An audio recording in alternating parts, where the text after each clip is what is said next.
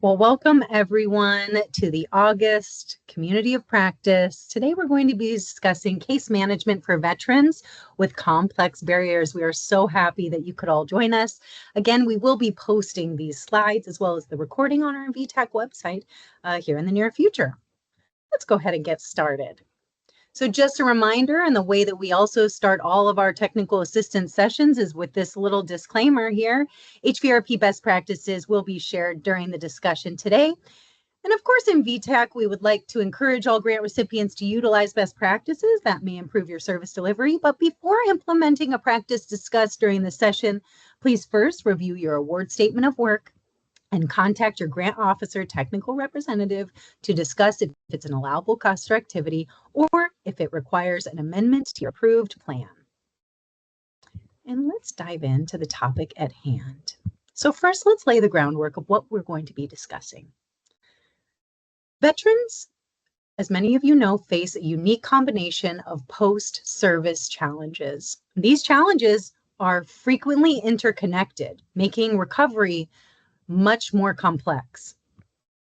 And so with that, it is critical that all HVRP staff are familiar with the common challenges that veterans experience and be able to refer out for the needed supports that are not offered under your agency. And so let's discuss some common overlapping challenges that you may see. And so when you're working with your participants, these might be some common challenges that they are speaking to you about.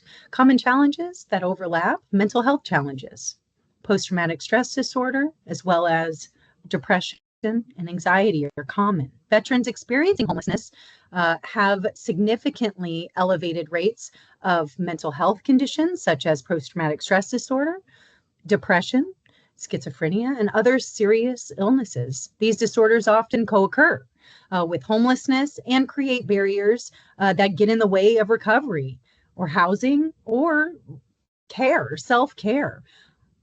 I'll be sharing all of these resources. All of these sources are going to be able for you to link out at the end. Another common overlapping challenge that you're probably seeing quite a bit with your participants: substance use challenges. Substance use is a frequent overlapping issue. Up to 70% of homeless veterans struggle with substance use, and 60% entering housing have substance use disorders or SUDs, and many report both alcohol and drug use. And also I got this source from the National Coalition for Homeless Veterans Science Direct Health Systems Research. And so you might be thinking that I'm preaching to the choir here. And if anything, this is validation that you do know your stuff. Next one here: barriers to care. Many veterans experience stigma or a lack of transportation or difficulty navigating any system of care for that matter, navigating the VA mental health service system, as well as navigating services around benefits in a timely manner, right, when they need it the most. For veterans experiencing homelessness, a lack of transportation, that can lead to numerous hardships that just tend to sort of snowball over. It can be a barrier, of course, not having, in this case, transportation. That can be a barrier to having stable employment. Legal challenges can create a cycle of instability, right? The population that we work with also has some of these challenges. Difficulty qualifying for housing programs due to having experience with the criminal justice system in some way, shape, or form. Also, having that experience can also pose challenges for having risk of eviction or being returned to homelessness, not having a proper place to live and reside. Also, legal challenges can also block access to certain jobs, as you know, or block access to VA benefits that reduce income that is needed for housing. And so as you can see, all of these overlapping challenges, it's just not a one and done. It's every single one of them really kind of piling on to one another, making life just that more difficult. Adding on to the pile, financial instability, low income or poverty is a consistent risk factor for homelessness among veterans. Veterans face medical cost burdens, of course. About 13% reported difficulty paying medical bills. 8% skipped necessary care because they were not able to afford it. Nearly 40% worry about medical costs. And so you can see this heavy burden is also an overlapping factor. And housing instability. Without stable housing, veterans, as you know, struggle to maintain employment, struggle to maintain access to health care, struggle to maintain participation in social and community programs. Without housing stability, it is hard to be stable in any way, shape, or form in one's life. Veterans often face a shortage of affordable housing options, of course, the long wait lists or eligibility barriers. Perhaps they're coming with prior evictions, criminal records, and all of those things that you're hearing about every single day during your case management meetings with the veterans that you serve. So now let's define what complex barriers mean in this context. Complex barriers are multiple interconnected obstacles that may hinder stability and independence of an individual, family, or community. A veteran experiencing, for example, post-traumatic stress disorder or PTSD, they might also have chronic pain. They might also be experiencing, being underemployed or unemployed. Also homelessness at the same time. That, of course, those complex barriers, that is going to require an extensive, coordinated, multifaceted support system rather than a single service intervention or solution. And so, as you know, when you're doing your case management meetings, if there is something that your veterans are in need of or they're asking you for, if you cannot take care of that in-house, that will be a refer out in the warmest of handoffs to ensure that they are going to feel comfortable with that. Next year, the strongest and most consistent individual level risk factors for homelessness among veterans were mental health disorders and substance use challenges as well. And so just really to define complex barriers. So let's talk for a moment about common complex barriers for veterans. And this is a little bit consistent with some of the slides before. So common complex barriers, of course, mental health conditions, post-traumatic stress disorder, depression, anxiety, or moral injury. Other things, substance use challenges often are linked to trauma or coping mechanisms, trauma that they've experienced, whether that be in the military or their time experiencing homelessness or as a child, and really lacking those coping mechanisms. Also, physical disabilities and chronic health, things that I know that you're seeing as grant recipients every single day from the participants that you serve, experiencing current injuries, having chronic illnesses from their military service, things that are troubling them today.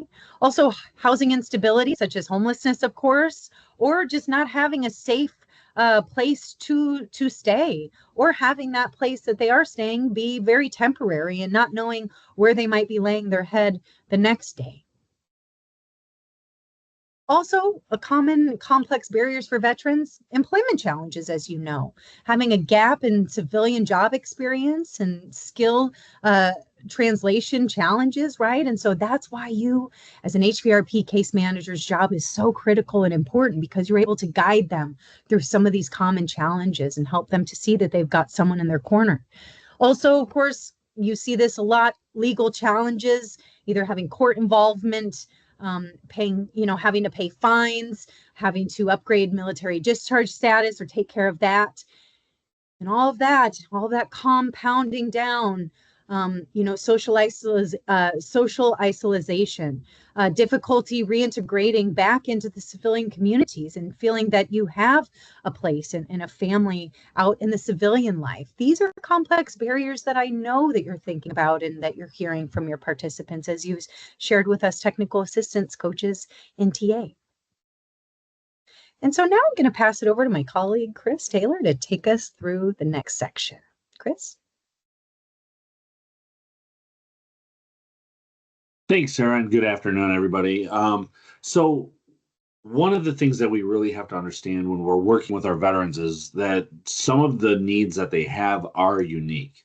Now, there are some needs that are universal, that are just basic human needs, but having that military experience and that military background and kind of identity can compound on top of those human needs. Next slide, please.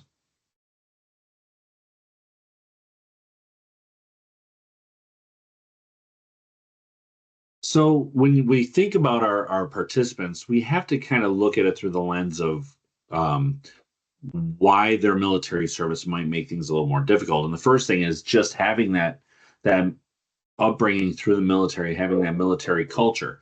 The military really does work to instill values of discipline and resilience and the self-reliance that is required to be a member of the U.S. Armed Forces.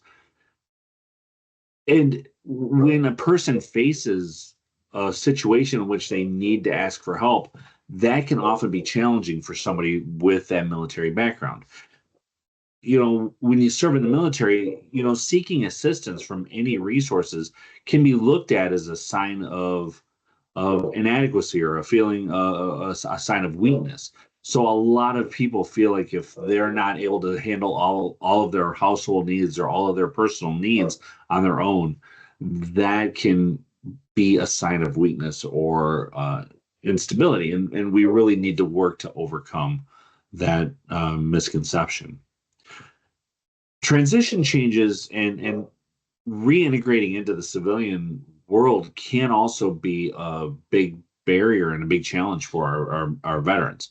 Losing that structure that you have in the military where you're told when to eat, where to go, what time to be there, how to get there, what you're supposed to wear when you get there. All of a sudden into a situation in a world in which now you pick where you go, you don't have to ask permission, you get to wear whatever you want, you get to go wherever you want.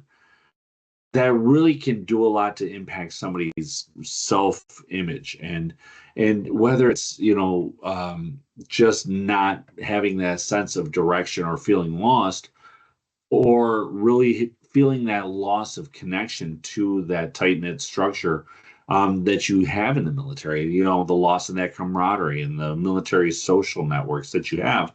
Now you separate from the military and maybe all you have is your family, if that. Sorry, not next slide. The next thing is stigma.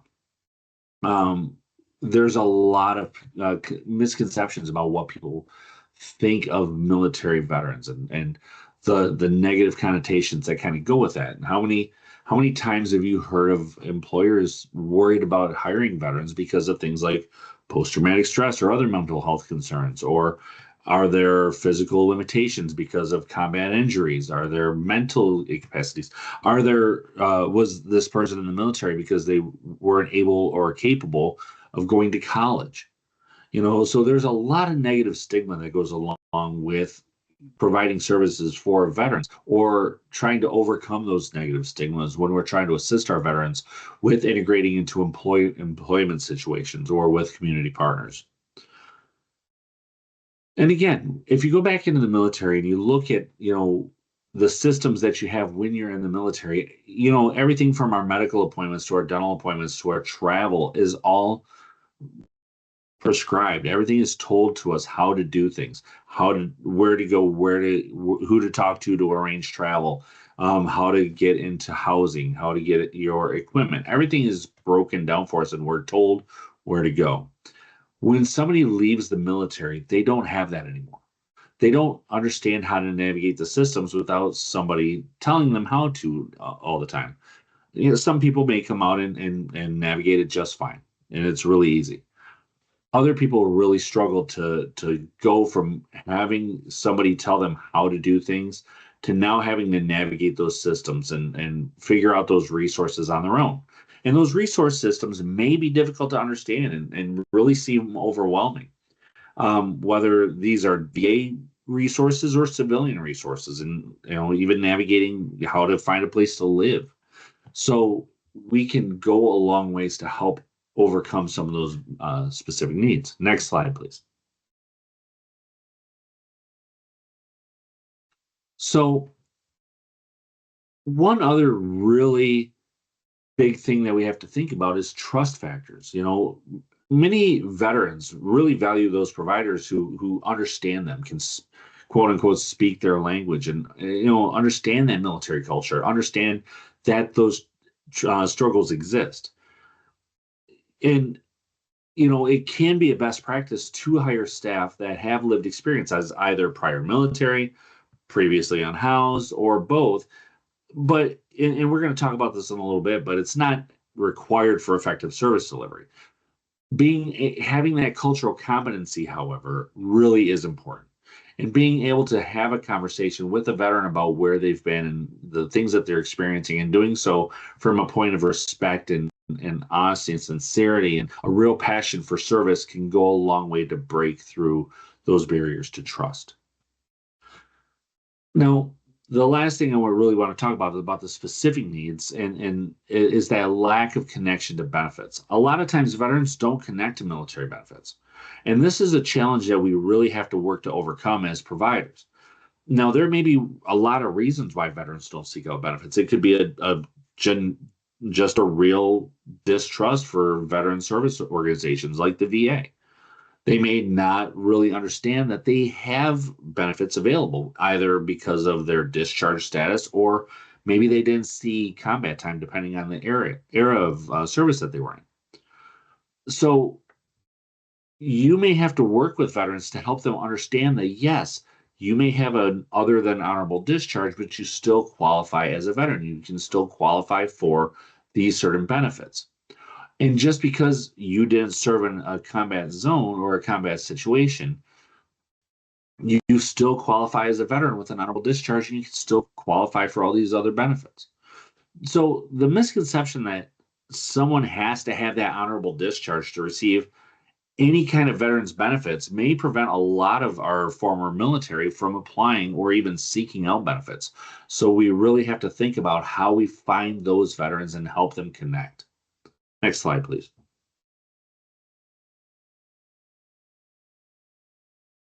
So as case managers, it really falls on us when we're in a agency that provides services for veterans. It's really important that we understand the roles that we have to assist our veterans that are coming into our program.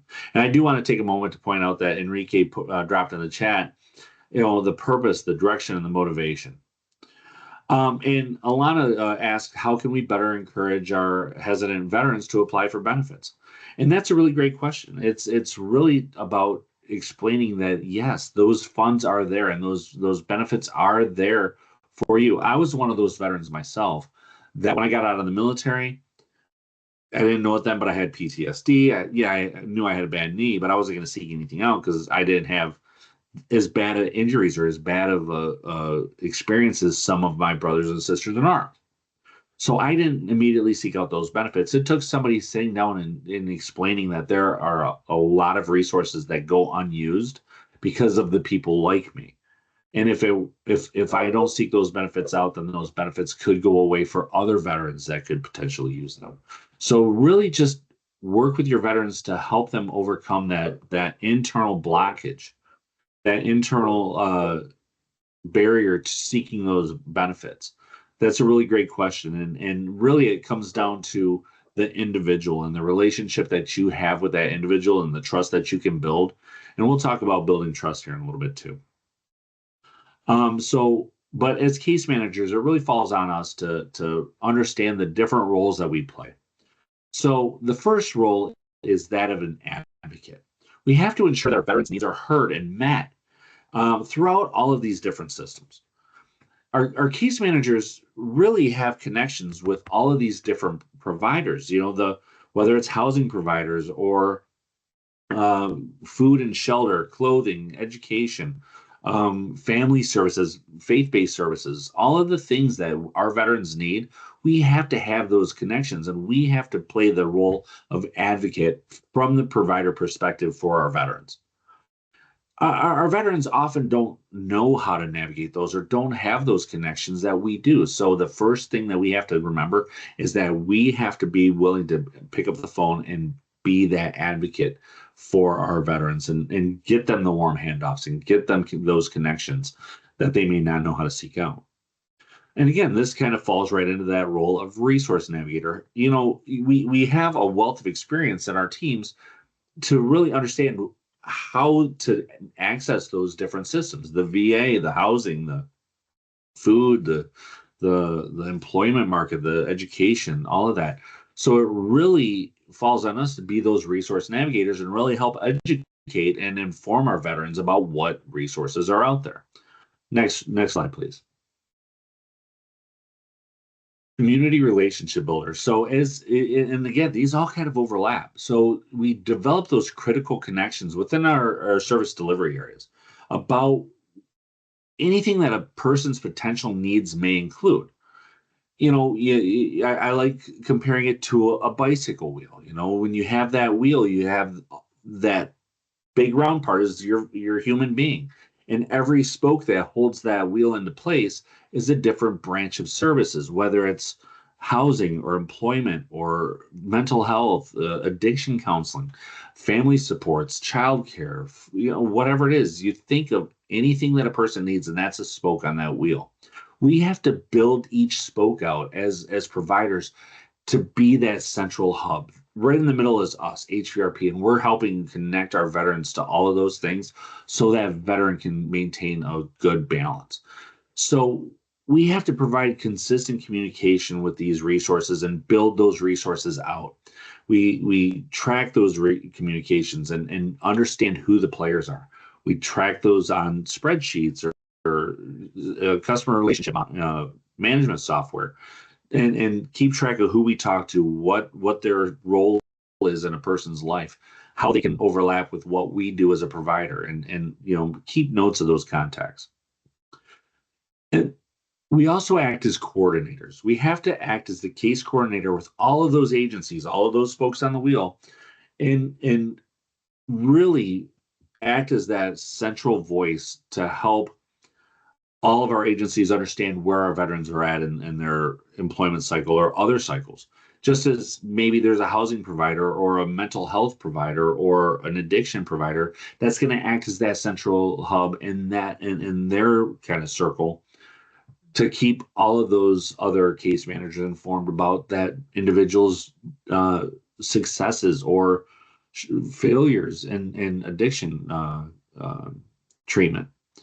So we have to be the coordinator when it comes to employment and everything that we can do to break down those employment barriers. Next slide, please.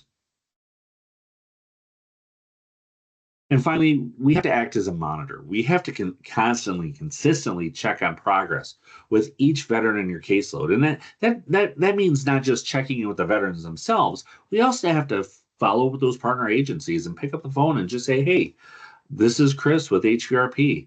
How are you doing? Now, I'm just calling to just find out how everything's going with veteran A that we're both working with. I would just love to chat and catch up and make sure we're seeing the same things. And if there's anything that you're seeing that I might be able to help with and vice versa.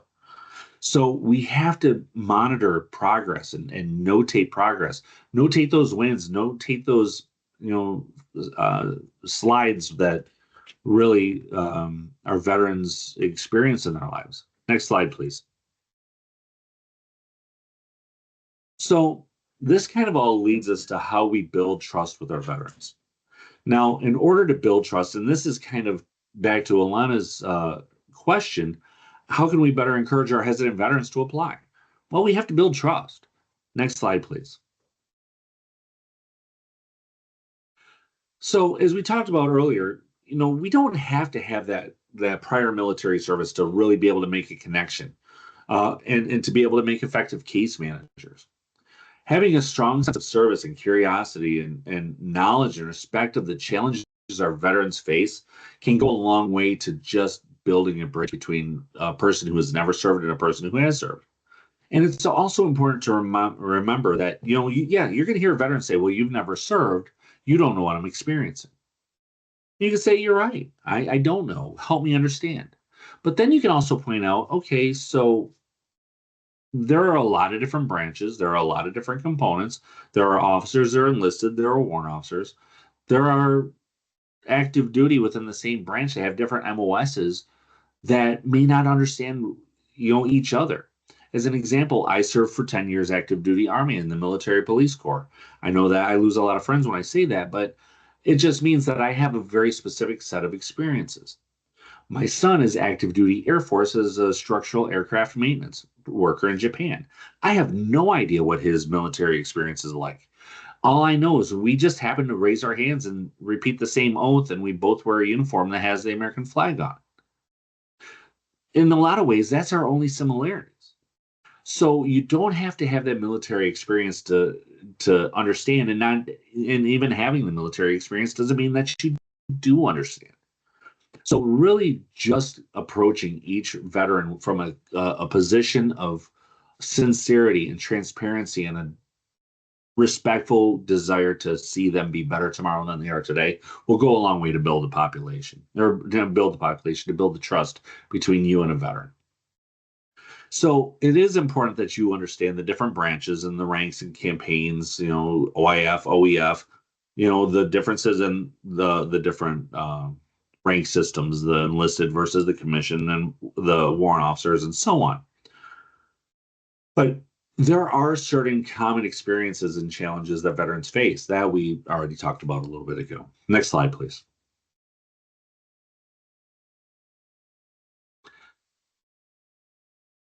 It's really important that we really think about how difficult it might be for our veterans to talk about their military experience, especially when they feel like you don't understand. There's no way that you can understand. But when a veteran does share their stories, really utilize those active listening skills, and I'm not going to go into too deep of detail here, but you know what active listening is. Utilize those skills and really validate their experiences and concerns about seeking service. Let them talk. Let them talk. Case management can come later. Build the trust by listening to them. Let them tell their story and really engage with them about it. And be curious, because every time I get a chance to talk to a veteran who wants to share their story, I'm learning not only what their military experience was like, but I'm learning a little bit about them as a person and what really matters to them.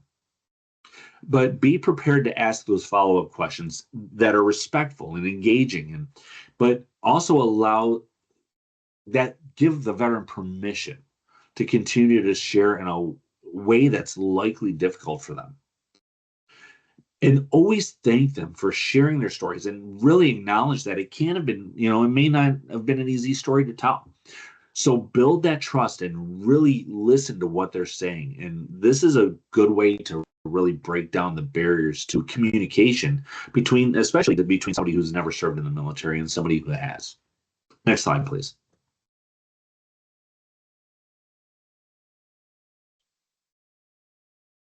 One thing that our veterans really appreciate is when you say what you're going to do and then you do what you say. It can be as simple as that. Say what you're going to do and do what you say. Be consistent. Follow through on your part of the agreement.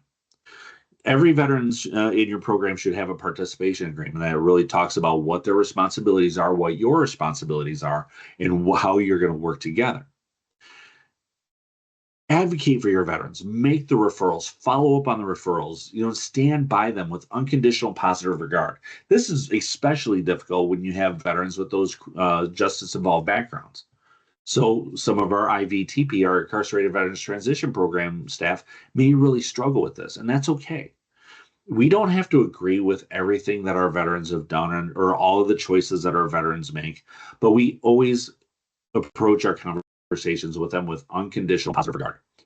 And all of this, the active listening, the advocacy, all the things that we've talked about will lend to our participants having a higher level of trust in you as a provider. Next slide, please.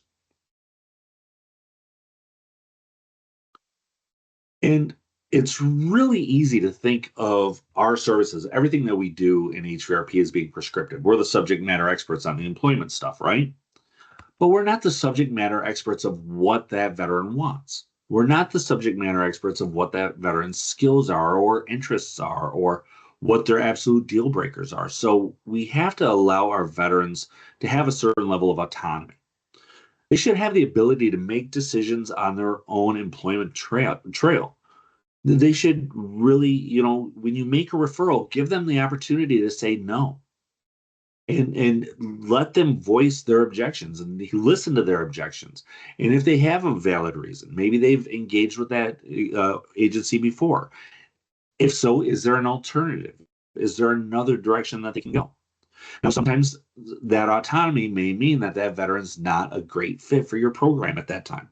And that's okay, because if we just listen, we follow through with what that veteran needs, and we help them to the best that we can, that veteran will more likely come back to us in the future. There are certain requirements to participate in HVRP, and there are certain things that they have to do. But when veterans can have a say in their programmatic direction, their employment pathway, the referrals, they're going to be more likely to willingly participate in what we do. Next slide, please. And finally, I want to talk about transparency. Communicating every aspect of a participant's HVRP journey is really essential for ensuring that we're building trust. If we're doing things on behalf of the veteran without consulting the veteran, that's going to degrade our trust in the eyes of that veteran. That's going to degrade our trustworthiness. We have to be clear about the limits of our confidentiality. Let them know that there are certain things that we have to talk about if they bring it up. But be clear about next steps, be clear about recommendations, and really be strong enough yourself to have those honest conversations about barriers, about backgrounds, about all of these things that are going on in that veteran's life that may make their employment journey more difficult. But having transparency can really prevent that breakdown in trust between you, the case manager, and your participant, the veteran. All right, so with that, I'm going to turn it over to my friend Timotopé, who's going to talk about collaboration and partnerships. All right. Thank you so much, Chris. Yes, I am going to be talking about collaboration and partnerships. I think for every grantee that's on this call, this is really the cornerstone of your program delivery. No single grantee on this call can handle, every single need of every veteran they're going to be working with. So partnerships, collaborations are going to be extremely important. Everything that Sarah talked about, everything that Chris talked about, you can only do this with the collaboration and partnerships with those partners in your service delivery area. So, we are going to talk about housing. We're going to talk about healthcare. We're going to talk about employment. We're going to talk about the justice system. How do we navigate all these services and help our veterans? Because you can easily be overwhelmed with navigating all these service providers. So for our veterans that we're going to be working with, we have to collaborate, we have to build partnerships, we have to establish MOUs with these other service providers that are also going to be working with our veterans. Next slide, please.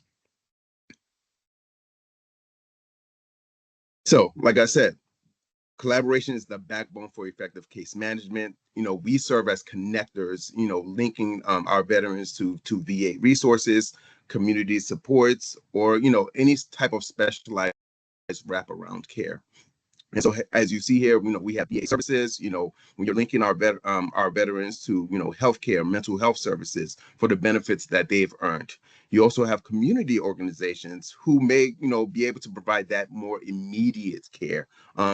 We all know the history of VA services. Sometimes it could take a while to get, those services that our veterans need. But for those immediate needs, yes, it's always helpful to connect to those community providers who can provide more immediate, more flexible resources than more of those federal resources. And then also we have our faith group organizations, those churches that we can connect our veterans to for emotional connection, and even to provide housing, clothing, emergency funds as needed. I, work with some grantees who use emergency funds from faith-based groups for transportation, for example. So connecting to those resources are going to be extremely, extremely important. Next slide, please. And then we also have our mental health providers for counseling medication management, reducing relapse, or, to strengthen recovery. We have legal aid. So, for expungement or discharge, or working with the veteran courts. We have a lot of veterans who may have, some legal challenges where they may need that legal aid. So, and that may impact their employment, that may be impacting their housing. So getting connected to those legal aids are going to be important. And also probation and parole, coordinating, with those probation officers or anybody in the legal field that may be able to help assist your veterans as you're working with them. So it's important to have all these goals and services aligned and build on those partnerships. Next slide, please. And then lastly, employers and vocational programs, job placement, job readiness, apprenticeships, and training. This is going to be extremely important, especially as we're going into the next fiscal year. Apprenticeships is going to be something that's extremely important. So if you have somebody, let's say, for example, who maybe wants to be in construction, there may be apprenticeship opportunities that can, create immediate employment, but also long-term employment also. And then also you have housing resources. It's important when we're talking about housing resources is that you want to diversify your resources. You don't want to be, that program service provider that is only focused on HUD-VASH because you're working with veterans. You want to make sure that you have a diverse pool of resources. So looking at transitional housing, permanent supportive housing, SSVF, treatment facilities, halfway houses, and then also exploring non-veteran options to expand tight rental markets. As we all know, housing, there is a housing crisis for veterans who have limited income. So it's important that we explore all options when it comes to housing. You may be waiting for HUD-VASH. Maybe you have a veteran that may need a voucher or maybe more permanent supportive housing, and that may take a little bit longer. But then there may be non-traditional housing options that could be transitional. So in the year or two, they can go through transitional before they, go into long-term housing. So it's important that we explore a wide range of options when it comes to housing resources also. So that's why it's extremely, extremely important to build on those partnerships. One advice that I will say is that for those service providers who, need that housing resource, have those agencies come into your office to talk about the services, or you as an HVRP provider go into those resources and do presentations and talk about the services that you offer also. So it's important to have that cross training to create that collaboration and partnership, especially with those other providers that I mentioned before, especially when it comes to mental health, when it comes to healthcare, and when it comes to legal services. It's important to create that community so that the veteran feels supported as much as possible. Next slide, please.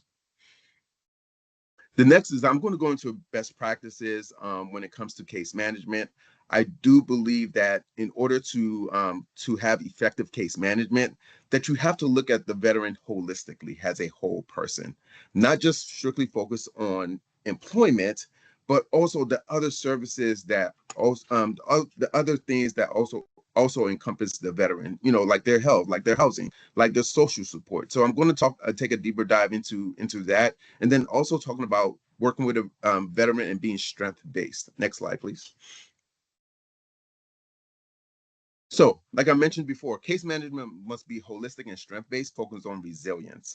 So not focusing on the deficits, but focusing on the resilience of the veteran, focusing on the strengths that the veteran has. Flexibility is going to be key. I'm going to take a deeper dive on flexibility, but I want to talk about the holistic approach.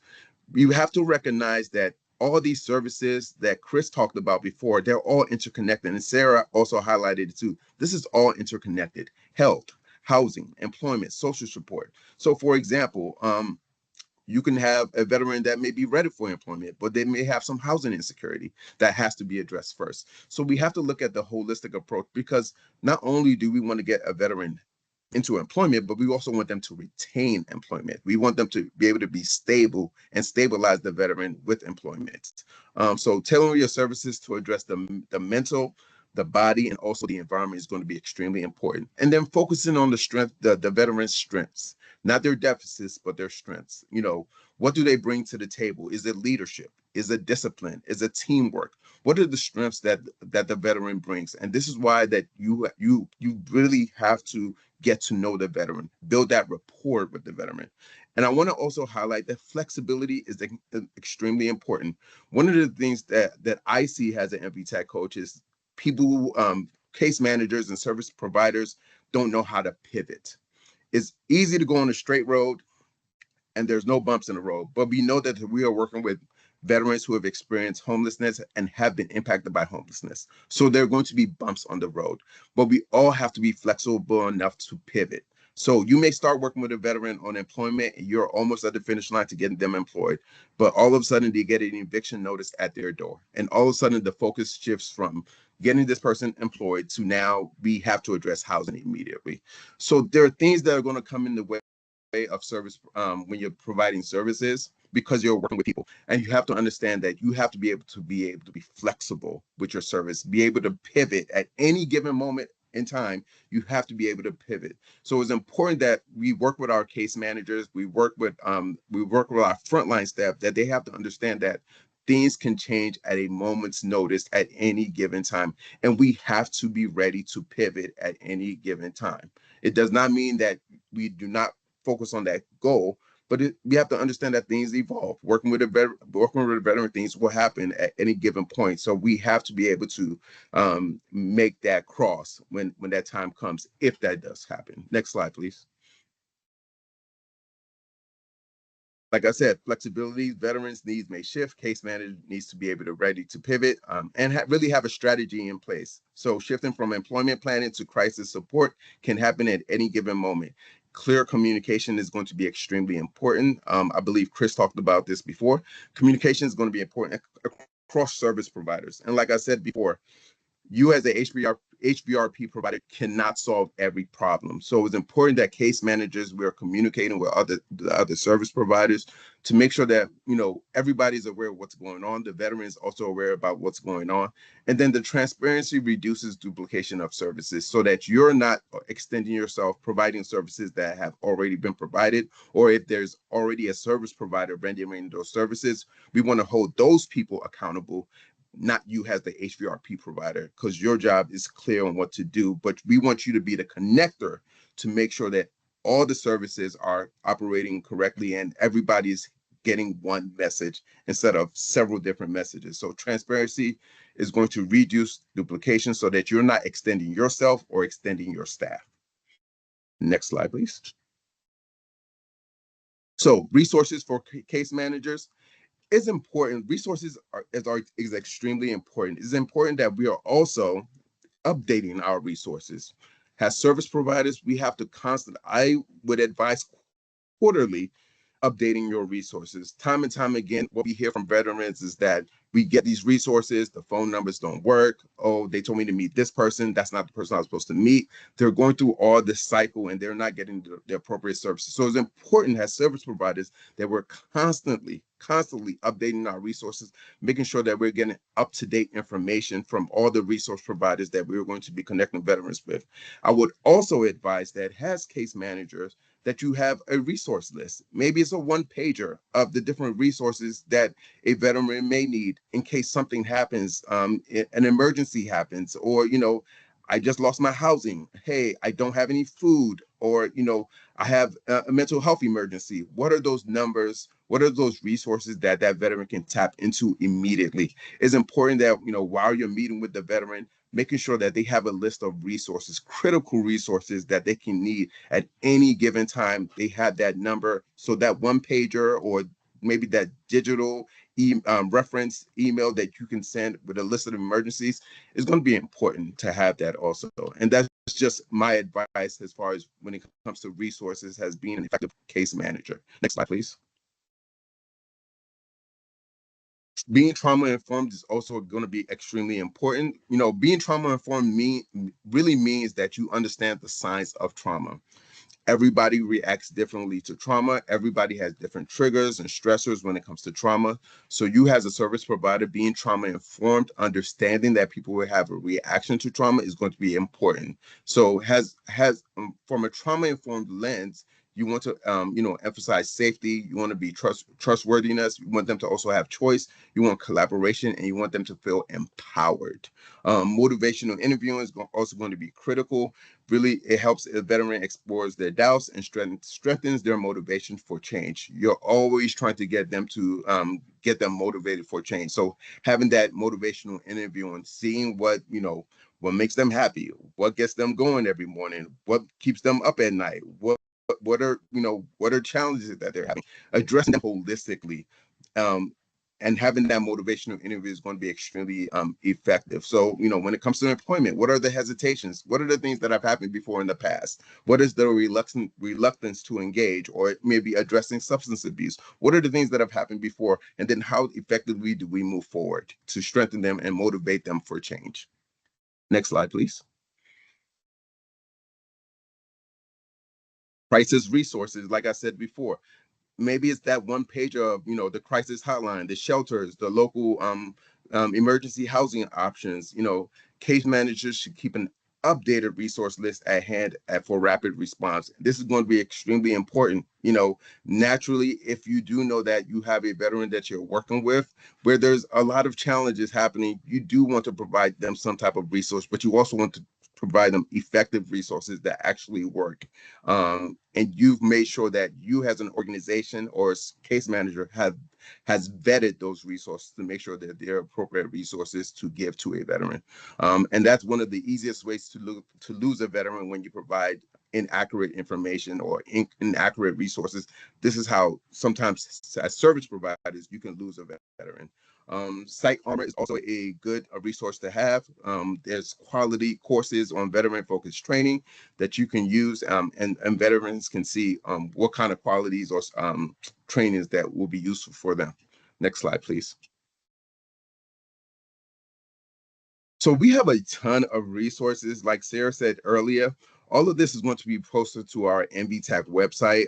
This is research that has been done. We've also used some of this research to provide you with this training today. So please, when you get a chance and when this COP is posted to our NVTAC website, please utilize the resources that we have. The next slide will also have another list of resources. Next slide. It will have another list of resources, VA homeless programs, VA systems and research, Psych Armor, like I talked about before, the 988 Lifeline. All these are good resources to have, also in good emergency resources that you can also provide to your veterans also. Next slide, please. Now, so before wrapping up, we do have some questions for you all who are on the call. Do you have any examples or any tips on how you serve veterans with complex barriers? And please feel free to utilize the chat if you want to.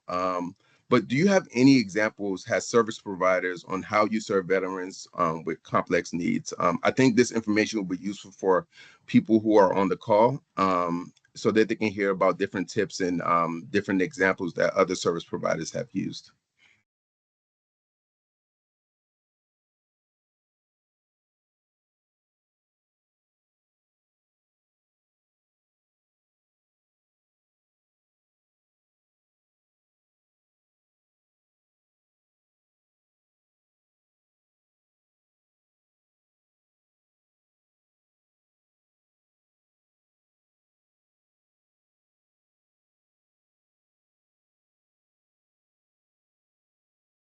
Oh, we have some great answers. How can we better encourage our hesitant veterans to apply for benefits? Address misconceptions. That's a good strategy. Use peer-to-peer outreach. Simplify the process. Make it personal and respectful. Use multiple channels. Engage family and caregivers. Definitely good examples. Good examples on how to encourage and especially those veterans who are hesitant to for those benefits. That's a good example. And I think that's why I emphasize having a wide range of resources also. and giving veterans options as much as possible, because navigating services, especially VA services, can be challenges sometimes. I'll give you guys an example. I was trying to navigate my health insurance the other day, and I was confused, and I was just like, I was going through circles. So you can imagine if you're a veteran and you're navigating multiple programs and services, and how challenging that could be. So those are some good examples. Thank you so much, Mr. Ramos. Connect them with services they need. So we know that they're connecting with them and not only pointing them to the right direction with a person we actually know are sending them to. Yes, that is a good example. That is the appropriate referral, making sure that you are following up with the referral that they're sending, making sure that you know who you're sending the veteran to. You have their contact information. You've already informed them that you have the veteran going to that service provider, so that when the veteran steps into that building, they know who to talk to. The person that they're talking to already knows that the veteran is coming to them. That's what's called a good warm handoff. So that's a really good example. And we do understand that when we have veterans who have complex needs, the likelihood of them following up with services, because they've gone through so many things, so many barriers, the likelihood of them following up is sometimes slim. So we have a very small window to really reach these veterans, especially those with complex needs. We have a very small window. So it's very important that we make sure that as we are referring out, we are making sure that we vetted those resources. We've utilized our referral resources and connecting with other case managers if they're in other programs. Communication is critical. Yes, communication is very critical. Co-enrollment with partners specialized in high barriers, such as Department of Rehabilitation. Yes, great example. Regular check-ins, phone and in-person to prevent setbacks. Yes. Even there are some organizations who will accompany the veteran to those resources if they need to. Also, I think that's a good way to do it, is to also accompany the veteran, especially if they're just establishing those connections. Ensuring you do not overwhelm the veteran by giving them too many resources at once. Yes. And always collaborate with the veteran when prioritizing their needs. That's a great one. Yes, and that's why it is important that while you're referring a veteran, some veterans, they may not be able to handle multiple referrals. It may be something that you have to do one at a time. If there's a mental health challenge, you may want to address that mental health challenge before you address the employment, any employment needs. So it's important that you know that veteran. If you see that, hey, this veteran might be overwhelmed because we are providing them with too much information, we may want to take a step back. And there's nothing wrong with taking a step back if we have to, especially if you notice that the veteran feels overwhelmed, because that could be a trauma response to that. So if you're working with a veteran and you just feel like, hey, they just disengaged when I provided them all the services, maybe take a different route. Maybe say we're going to pivot and maybe just provide those services one at a time. And that's why the IEP is also going to be important, that you document that in your IEP so that we can see a history like, hey, this is what we did. This did not work. We pivoted to this strategy. Motivation, interviewing style, building rapport, having a good relationship with our veterans is key to successful cooperation, encouragement. I tell my case manager every day, under promise, over deliver. Yes, over deliver. Never promise them you can help them if you can't, but also let them know your job is to advocate for them and do our best to make things better, ensuring they understand and change doesn't happen overnight. Yes, change does not happen overnight. It's always important that, we understand that. Like I said, it could be a response to anything. And so making sure that we have that understanding that change may not happen automatically. It may take a month, it may take a few weeks. Everybody responds differently to services, and our case managers have to understand that and don't get discouraged when that happens. It's almost like you almost want to look at it as a challenge to figure out, okay, if that didn't work, then what else could work. And my old supervisor used to say, throw everything at the wall and see what sticks, right? Throw everything at the wall and see what sticks, but something will stick. And then once you find that thing that sticks, just repeat that. Thank you for the answers. Next slide, please. Next question, and this is going to be our last question. How are you ensuring that all service staff are equipped with the skills to serve veterans with complex barriers? I'm going to say that again. How are you ensuring that all direct staff are equipped with the skills to serve veterans with complex barriers?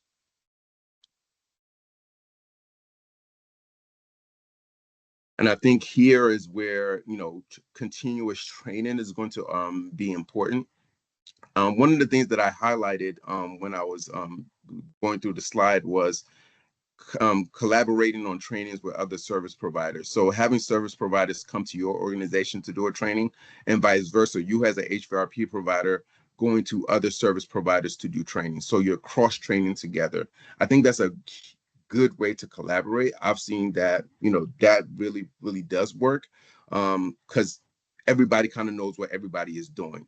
There's a lot of times where we collaborate, but the other side doesn't really know the inner workings of how referrals are made, or people are doing assessments.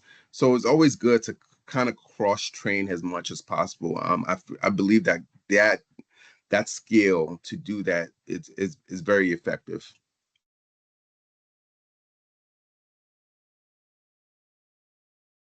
Yes, by cross training for all positions. So we also make sure that each staff member is aware of the resources and our partners. As soon as they join the team, we invite the resources to come into our monthly events as well. Excellent, excellent, excellent, excellent, Kaylin. That's exactly what I said. Yes, like you have to do that. That really builds that connection. It's different when you're referring to a resource and that person behind the screen. It's just, you're not just blindly giving that resource off. The people, how the process works. You're able to tell the veteran, hey, this is the process. If it's going to take a week, if it's going to take 2 weeks, you can tell that veteran, hey, this is going to be a process. You're looking at a 2-week process. You're going to meet this person. You're going to fill out this form. You're going to do this. You're going to do that. It's a lot different than just blindly sending that referral. So those cross trainings do really, really matter. I am running short on time. So please feel free to, continue the conversation. Like I said, this slide will be posted on our NVTAC website. So please feel free to go look at those resources, and also, help train your staff, also those case managers. Any questions before we wrap up?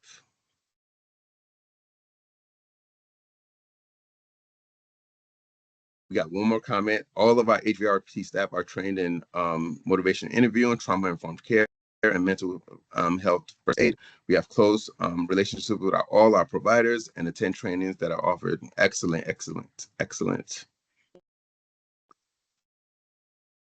Well, if there are no questions, this wraps up our August Community of Practice. It was great talking to you all. I hope that you guys take this valuable information and it's useful.